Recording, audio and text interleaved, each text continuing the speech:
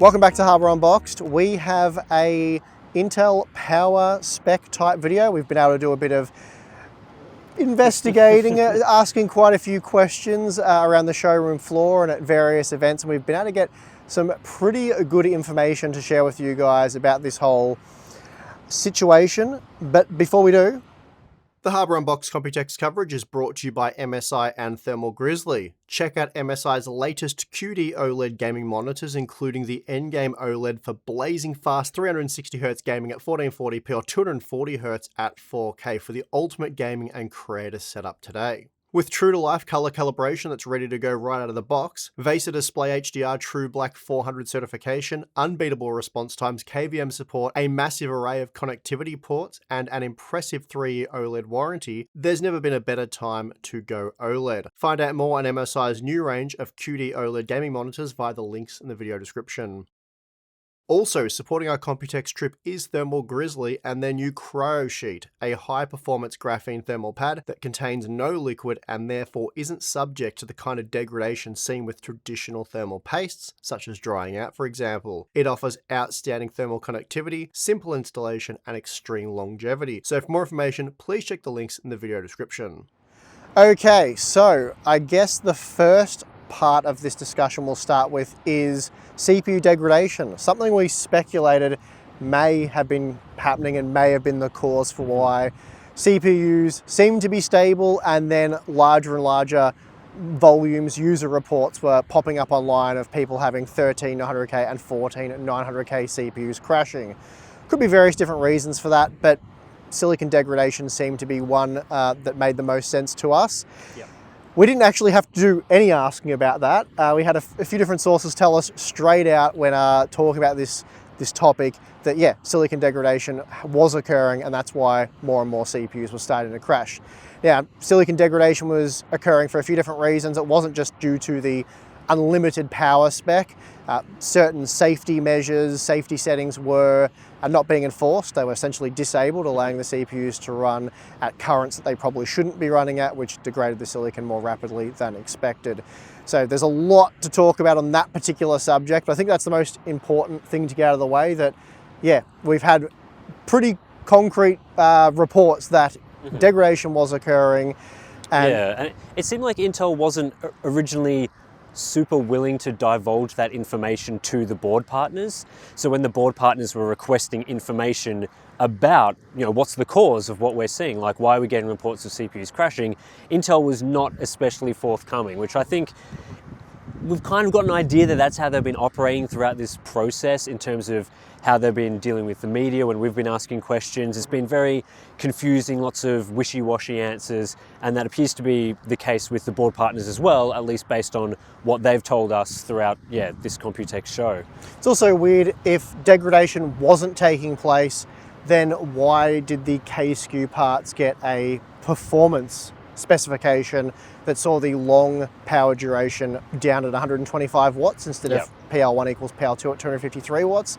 So that's a bit strange. I suppose we can talk a bit more about what we think's going on there when we get to some of the other discussions we have. But essentially we'll just start by saying that we've had confirmation that CPUs have degraded due to the power limits and power, or rather the safety limits, being disabled. So after speaking to multiple sources that are very familiar with motherboard development, especially on the Intel side, from, the main vendors that you might be expecting, there's a lot of confusion and frustration from them around how Intel has communicated the power specification details with the board partners. We've heard some pretty concerning things in terms of that communication. We've heard that, for example, at times the media has been given information on power specs before the board partners. You would think that the board partners probably should be getting that information and having, good lines of communication between Intel and the board partners. But at times it seems like they've just produced statements to the media ahead of when they've informed their board partners. And I think you'll see that as well in a lot of the reports that have come out. You'll see statements given to some media and then not others, and then you'll see another statement that's come out from a different region that might have different information. And that all seems to be playing into it in terms of how these things have been communicated. There's no clear, concise details that are being given, and it seems to be changing from week to week in terms of what's being given. So not an ideal situation there, and certainly it seems that there's a lot of frustration among the people that we've spoken to. They essentially confirmed what we've been seeing. BIOSes rolling out with different power settings, then those BIOSes retracted. All of a mess. You guys have been seeing that in real time, and apparently the reason for that is the fact that Intel just isn't communicating with their partners, at least not clearly, as to what they should be doing. Yeah, so we were told from some of the board vendors that they're not really sure which of the profiles they should be setting as the default. We've been seeing things such as, the performance profile is the Intel default, but then the extreme profile, which is PL1 equals PL2, that being the recommended profile, which is quite a weird scenario because default and recommended to me pretty much mean the same thing, so that's very unclear. And the fact that board partners throughout some of the conversations that we had were coming to us and asking, what should we be doing? We have some thoughts and ideas on the right power profiles, the way things should be done, but really Intel should be, they've already gone to they've made the baseline profile, the performance profile, the extreme profile, they've communicated all of that, but they can't seem to take that step and tell the board vendors, hey, the performance profile is the default or the extreme profile is the default. They just don't seem to know, and they seem to be very, again, confused and frustrated with this situation. And ultimately there's been, some blame that's been put towards them, which is, I think, playing into all of that frustration. And what we found really odd or interesting about this the whole way along is the fact that, as Tim said, the motherboard manufacturers don't know if the performance profile, which is 125 watts for long duration operation, or the extreme profile, which is what Intel tests at and has advertised to the people buying these CPUs, should be the default out of the box settings. That's weird, but I think this ties into and explains maybe why we've got this performance profile that really makes no sense and we shouldn't have. Is we've had confirmation, as we've said, that CPUs were degrading with the way they were running out of the box. Degradation was occurring more rapidly than expected, which is why there was so many reports of crashing. It seems like Intel's being a bit sneaky, which is what we suspected. They're providing this default profile, this recommended or performance profile. It's had that many different names at this point. We've heard baseline, all that sort of stuff. But they've got this profile that will run these CPUs that were running up around 300 to 400 watts down to 125 watts. Now at 125 watts, there is no way these CPUs are crashing. It's just not happening. Really the cheapest boards should be able to handle that, or just about. As within reason, certainly Z series boards will be able to handle 125 watts for long duration. So this is speculation on our behalf. We don't have evidence of this occurring yet, but it seems to me like the performance profile is there as a bit of a scapegoat. So if you have a degraded CPU and you want to RMA that, get it replaced under warranty because it's been damaged, and it was through no fault of your own by running the board's default out of the box specification, Intel can just say, well, no, you're not running the correct specification. You need to load the performance profile. And the name itself, performance profile, even though the performance is significantly reduced compared to what you should get. So it seems like that may be what they're trying to do. They're providing this profile that for those of you with degraded CPUs, they just say, no, either your motherboard's VRM is not good enough, it's a fault on your end, either with power delivery or cooling, you need to run the performance profile and that will solve your stability issues, which it almost certainly will. Yeah, and again, it seems like Intel is not communicating the goals of these performance profiles and extreme profiles and all that to the board partners. So when they're being told, hey, you need to create these profiles, there's not a lot of clarity into what the point of the profiles actually is.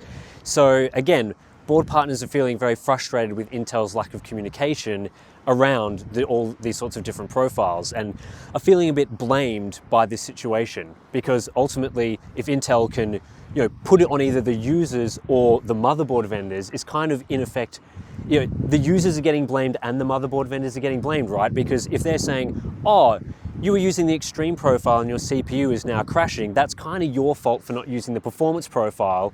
And then the next logical step from that is that it's not only the user's fault, but it's the motherboard vendor's fault for setting the extreme profile by default when they should have been using the performance profile. And again, as we've said, there are some there's just not communication around which of those profiles should be the default. They're not clearly describing to the board vendors, hey, use the performance profile, use the extreme profile, which I think is going to lead to a lot of these board vendors feeling burnt and users feeling like there's not a lot of clarity over what's going on and whether they will be able to get their CPUs replaced if they're not getting the performance that's been advertised. Now, an important detail that we were able to get very clear confirmation about is the motherboard validation program, because you would think Intel's putting their logo on the box, that the motherboards that are being sold under the Intel branding there'd be some sort of certification, right? Yeah, that's right. Intel has at least tested the board, says, yes, this works with our CPUs, that is okay to be sold. Because this is certainly something that NVIDIA does with their GPUs. They very tightly regulate that. And we know that AMD does as well, because we've heard from board makers and AMD themselves that they have a certification program where they get the boards and they check that all the power specifications are running as they should. And that really does explain the AM5 SoC voltage that we saw, that issue where CPUs were burning up in the socket. AMD did take responsibility for that. They didn't throw their partners under the bus because ultimately they were responsible. That was something they overlooked in that validation process. And I'm sure that's something that they'll be more tightly regulating moving forward. But we've heard Intel, there's no program.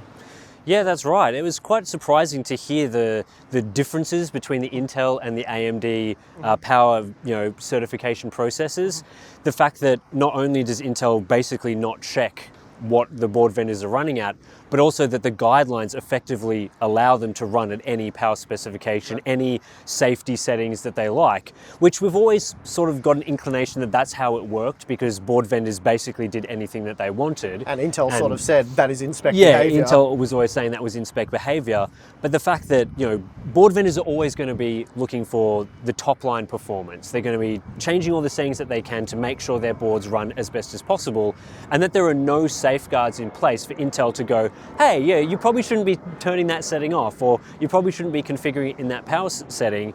That's not great for the users. And it not only causes problems where the top-end boards are potentially crashing CPUs, but also we've complained over many years now, as far back as 6 years ago, that the lower tier boards they're also allowed to not really support the top performance profiles that you'd see from K-series CPUs. So as you've complained about multiple times, you've got those entry-level Z-series boards that they can happily run at 125 watts capped or even less than that. And again, this is all allowed by Intel because there's very little validation that's been going on as to not so much the quality of the boards, but certainly the configuration, the power specs, the settings that they're able to run at.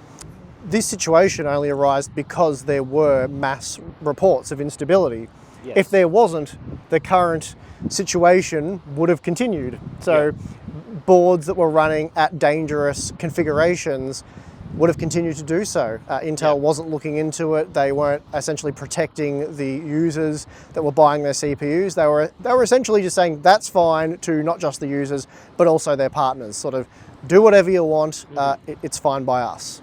Yeah, and of course, board partners are very aware that they don't want to be producing boards that are going to degrade silicon or crash CPUs.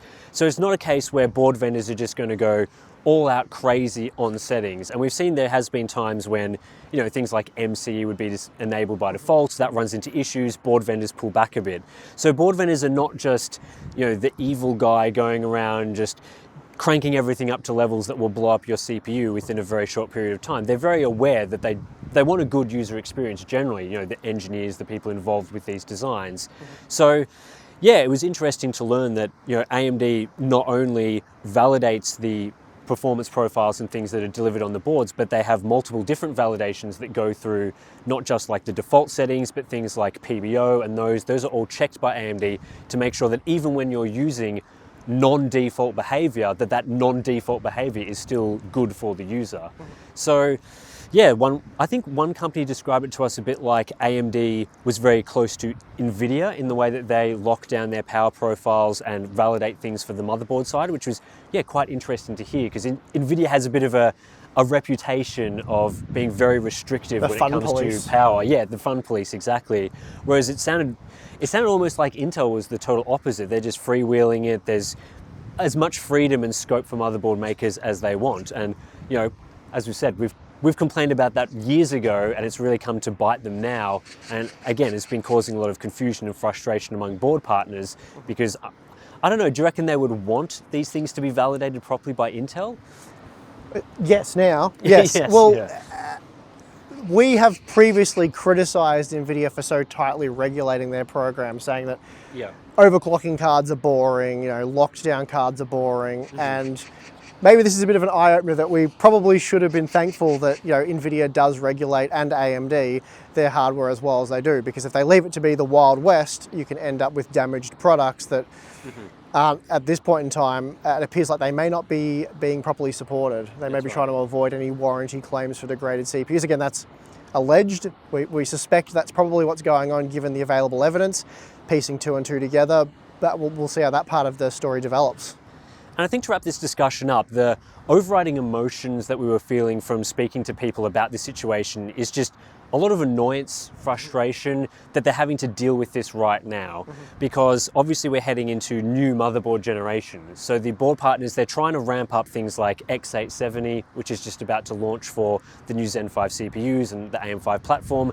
And then while on the Computex show floor, it was kind of described as the next gen Intel platform for Arrow Lake, but as we know is Z890. They want to be focusing on that, but have been having attention pulled away to deal with this power spec situation and trying to deal with it with very limited communication from Intel, which has caused, I don't know, usually when you're asking companies about these sorts of behind the scenes information, it can be difficult to get concrete thoughts, concrete information. Generally when speaking to the media, you don't just want to divulge tons and tons of information. There's usually some sort of awkwardness. And we can't talk about that. But with this power spec situation, it's, we've been told information without really being prompted.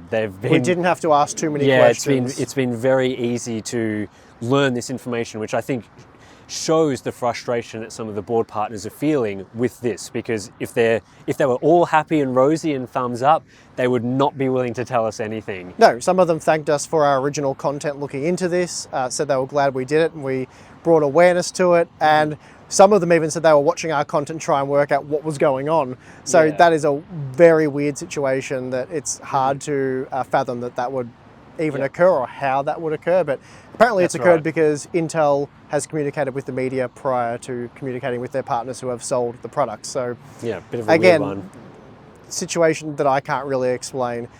Yeah, so I think there's obviously steps that can be taken from here to rectify and improve this situation. Intel, by the sounds of it, does need to significantly improve the communication with board partners, and maybe that communication isn't getting through to the actual engineers that are working on these boards, but the engineers need to be informed. That seems to be very, very clear from our discussions.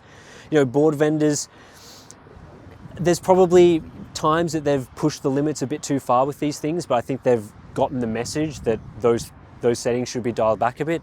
But it really does feel like Intel needs to be clearly defining what the power specifications are, communicating that to board vendors, and being very clear on what the default settings are, what the default settings aren't. Because we were supposed to learn this from Intel by the end of May, and we're sitting here in the early parts of June, still lacking clarity over this. And Intel's had Lunar Lake to launch and all that stuff, but if you're saying to even just the media, we'll be providing a more in-depth update on this by May, and then not doing that, I think that's just another continuation of the lack of communication around this issue. Well, again, it is speculation on our behalf, but perhaps this is by design.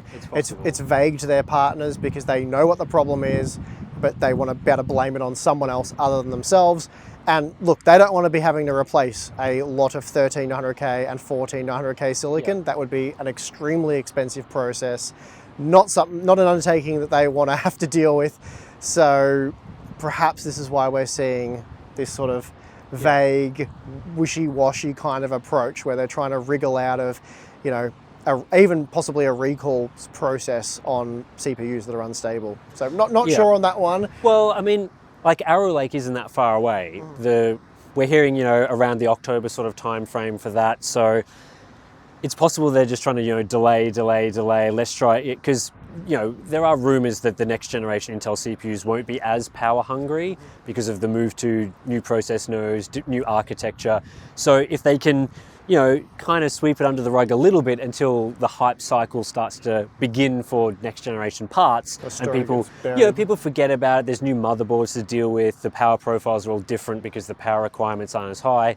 There is a chance that they could effectively just let that, you know, sweep it away, basically. But I don't really think that's good enough or acceptable for people that have bought these sorts of processors. And I'm right in saying it's not just 14th gen that's been affected, it's people that have bought 13th gen processors as well. Well, Raptor Lake CPUs. That's right, yes. So, well, again, they are effectively the same, but I guess my point was more that people could have bought these CPUs more than a year ago. Sure. And really Intel should be doing what they can to support them.